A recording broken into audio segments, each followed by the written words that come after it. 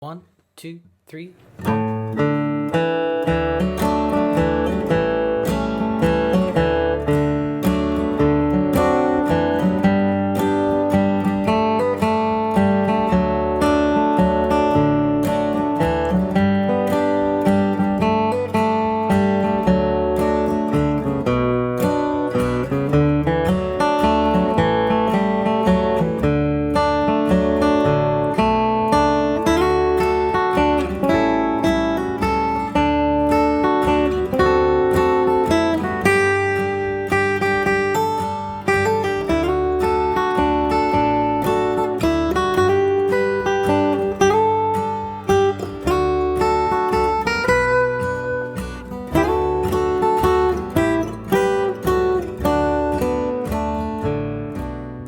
Hey everyone, welcome back to Music with Ryan. Thank you for joining me. In this week's feature lesson, we're going to check out an original composition I've entitled Slow and Simple Waltz Style Solos here in the key of D. We'll be working out of C position though, capoed up there, and makes it sound a little bit sweeter. And as you saw and heard there, I played through two arrangements, all right? So I have, again, both of these are beginning arrangements, and one is more in the lower register here, kind of in a Carter stylish fashion. And then we're going to get up the neck a little bit and make use of some other chord shapes and some very simple cross picking. So you have two different octaves and two different places to play this on your fretboard. Now, if you like what you see and you want to access the full length version, just click the link down there below and it will shoot you onto my website. This lesson's going to come with over 35 minutes of video, downloadable PDF tabs, notation, and Guitar Pro 6 files, plus 3 audio backing tracks with and without the lead part so you can work your speed up. Now, if you really like the way I teach and approach learning, you like my song selection, learn about being a premier member over there for a monthly, quarterly, or yearly fee, you can access this lesson and over 400 videos just like it, plus all 3 of my courses in the Sound Slice software, which gives you the ability to slow down and loop sections of the playback and watch the sheet music and the video go by all at the same time. So it's a super powerful practice tool that you can take advantage of. For now, we're going to put the first few measures up on the screen, bring the camera on in, and start walking through the first solo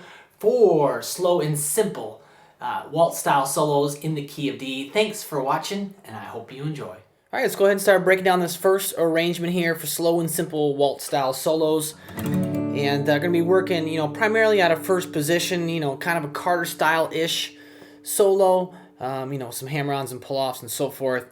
Put those first 4 measures on the screen. Let's play through them and then we'll break them on down.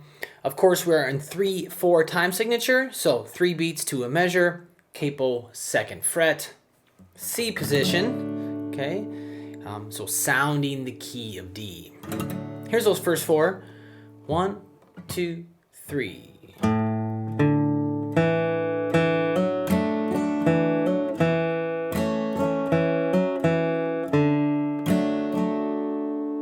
Do that again. 1, 2, 3.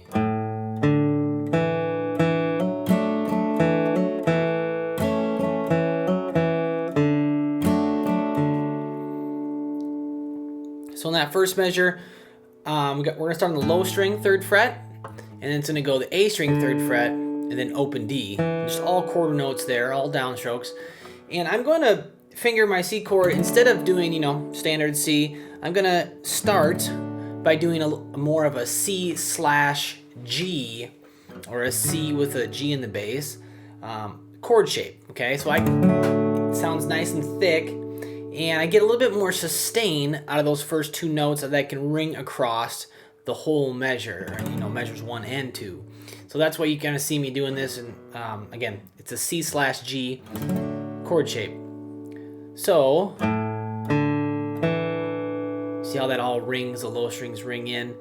And then the next measure, I'm going to hammer 0-2 on the D string, and then strum, and then another 0-2 hammer on the D string. And so those low strings, the A and the E, should be ringing pretty much through the first 2 measures. So everything sounds connected.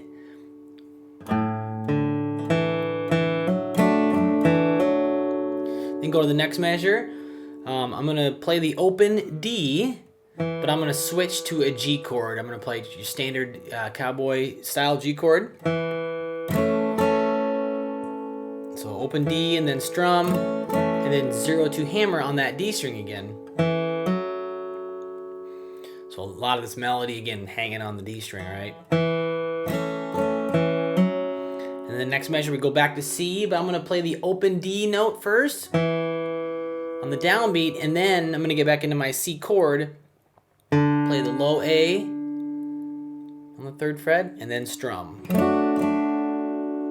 So the melody, instead of landing on the beat 1, where this chord changes to C, the melody note lands, it's on the downbeat, but it's on a D note, okay?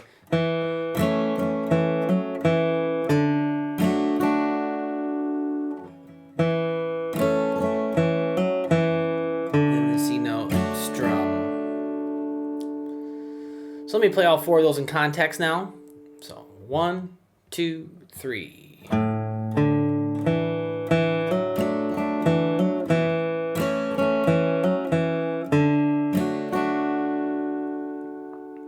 Last time, we'll move forward. 1, 2, 3.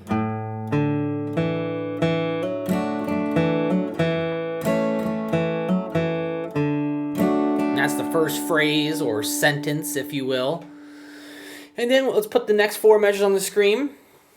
They sound like this. 2, ready, go.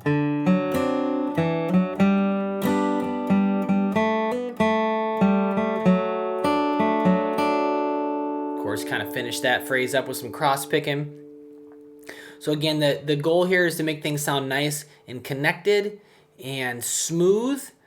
So that's what, throughout the whole piece, there's little elements of that. And, here in measures 7 and 8, we really start to see some of that.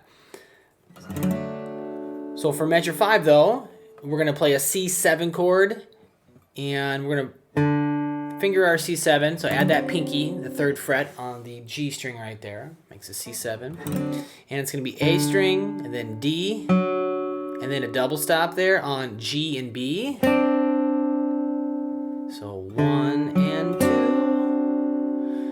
So instead of kind of strumming on the downbeat or just playing a bass note, I'm going to kind of arpeggiate through a portion of the chord, and I'll do that again down the line, and it's something that's kind of common in 3/4 style playing. You could just kind of go about it that style. So I just kind of did it for the first 2 beats, right? 1 and 2. And then a 0-2 on the D, which is going to walk us into our F chord. So we play F, so 3rd fret D, and we strum our F. 1, 2, and then D string twice.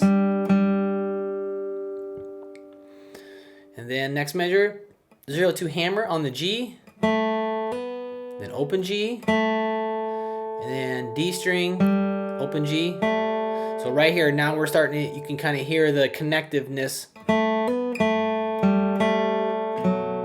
when we go to the next measures, that open G is going to ring into measure 8. And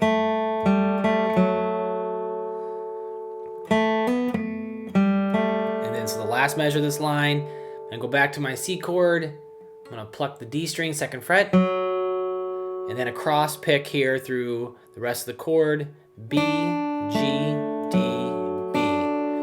And of course, cross picking is a great way to really fill things up,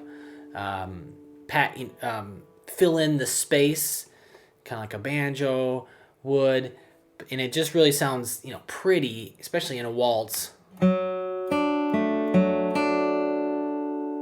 It just makes things sound nice and smooth and full. I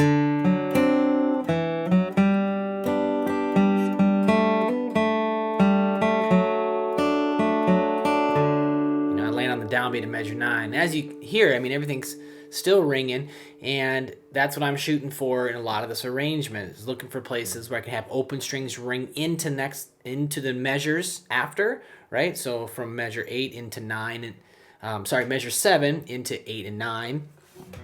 So let me play those 4 for you again. 1, 2, 3. All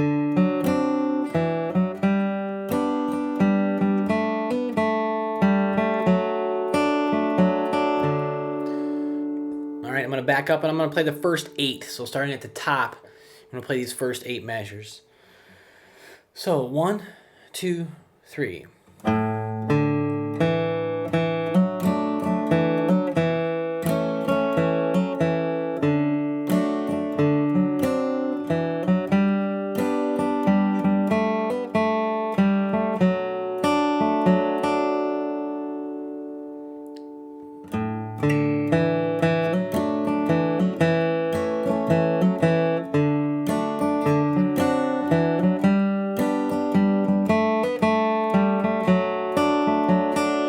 Okay, so let's move on to the next few when you're ready.